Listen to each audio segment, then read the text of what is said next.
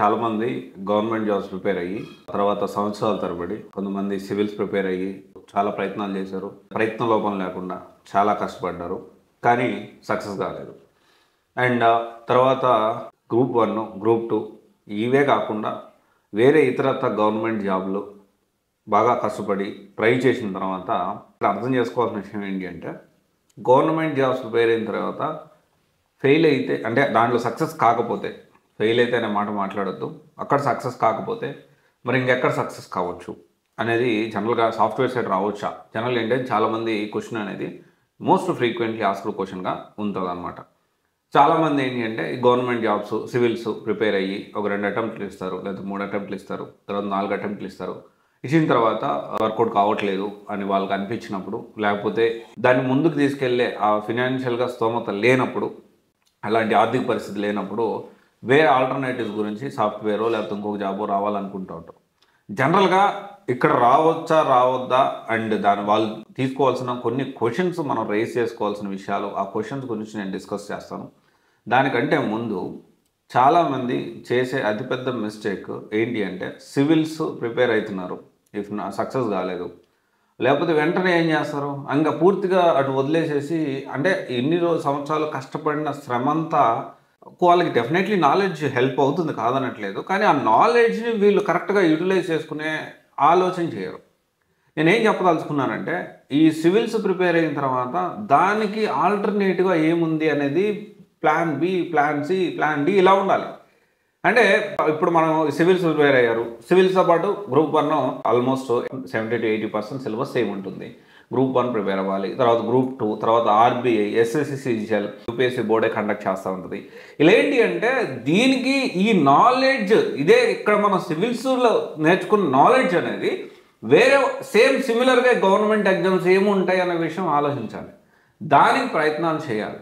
And దానికి ప్రతిదానికి ఒక టైం ఫ్రేమ్ పెట్టుకోండి. అంటే డెఫినెట్లీ సివిల్స్ టైంలో సివిల్స్ బాగా కష్టపడండి, సక్సెస్ అవ్వండి కాదనట్లేదు, కొంచెం దీని గురించి ఆలోచించాల్సిన అవసరం ఎంతైనా ఉంది. అలా కాకుండా 2 అటెంప్ట్లు ఇచ్చి అప్పుడప్పుడుగా మొత్తం ఆ నాలెడ్జ్ అంటే మీకు ఉపయోగపడుతుంది, ఆ నాలెడ్జ్ని మన కెరీర్ లాగా యూటిలైజ్ చేసుకోకుండా ఇమ్మీడియట్గా మొత్తం వచ్చేసి సాఫ్ట్వేర్ రావాలి, సాఫ్ట్వేర్ సైడ్ రావాలి, సాఫ్ట్వేర్ జాబ్ తెచ్చుకోవాలి, లేదా ఇంకొక జాబ్ తెచ్చుకోవాలి, ఎట్లా చేయాలి, ఇట్లా ఆలోచిస్తూ ఉంటారు. ఇది ఒక్కసారి మీరు ఆలోచించండి.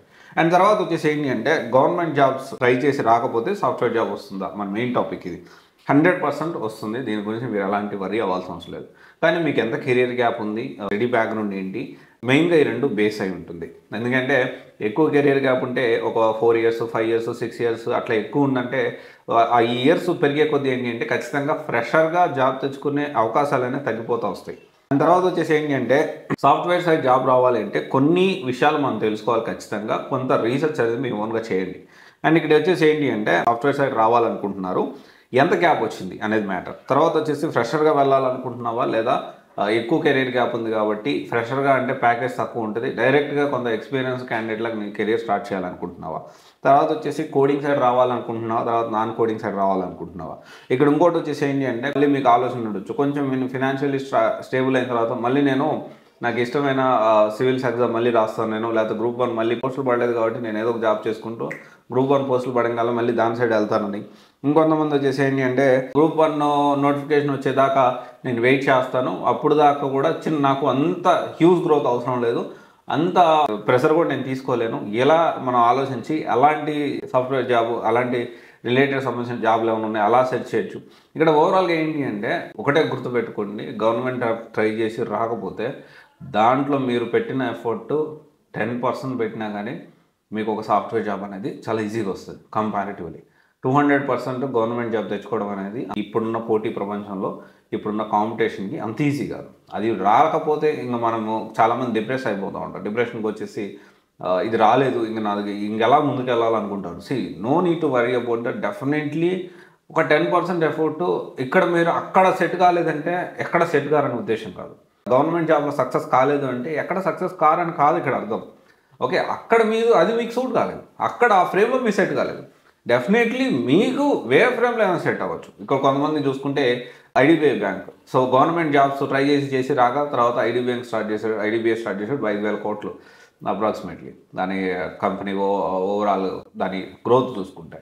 సో ఇలా చూసుకుంటా ఉంటే అంటే అక్కడ సెట్ కాలేదు. అంటే గవర్నమెంట్ జాబ్ వచ్చింటే ఒక చిన్న ఏదో ఒక జాబ్ చేసుకుంటూ ఉండేవాడు కదా, ఇంత పెద్దగా గ్రో అయ్యేవాడు కాదు కదా. 200% ఎంత పెద్ద జాబ్ అయినా 5,000 కోట్లు అనేది అంత పెద్ద సామ్రాజ్యాన్ని, బిజినెస్ సామ్రాజ్యాన్ని సృష్టించడం అనేది ఏ జాబ్ వల్ల కూడా కాదు. ఈవెన్ ఐఏఎస్ వల్ల కాదు, ఐపీఎస్ వల్ల కాదు. అండ్ ఇప్పుడు అతను గ్రేట్గా గొప్పగా సాధించినట్టే కదా. We need to understand. అంటే మనం ఒక దాంట్లో సెట్ కాలేదంటే వేరే దాంట్లో ఖచ్చితంగా సెట్ అవుతున్న విషయం మనం అర్థం చేసుకోవాలి. ఇప్పుడు నేను ఏమంటున్నానంటే మీరు రీసెర్చ్ చేయండి. మీరు రీసెర్చ్ చేసినా కానీ గవర్నమెంట్ జాబ్ దేనికి ప్రిపేర్ అయ్యారు అండ్ దానికి ఆల్టర్నేట్ ఏంటి అనేది మీరు అడిగితే నేను దాని గురించి మీ జెన్యున్గా క్వశ్చన్ ఉంటుందో ఆ క్వశ్చన్కి ఖచ్చితంగా నేను దాని గురించి వర్కౌట్ చేసి మరి మీకు ఖచ్చితంగా అప్డేట్ చేస్తాను. మీరు కమెంట్ చేయండి. గవర్నమెంట్ జాబ్ ఏ గవర్నమెంట్ జాబ్ ప్రిపేర్ అవుతున్నారు, ఓకే, దానికి ఆల్టర్నేట్గా సిమిలర్గా సిలబస్ ఏంటి, దాని గురించి ఖచ్చితంగా మనం రీసెర్చ్ చేద్దాం. మీతో కలిపి నేను కూడా చేస్తూ ఉంటాను, చేసి మీకు అప్డేట్ చేస్తాను.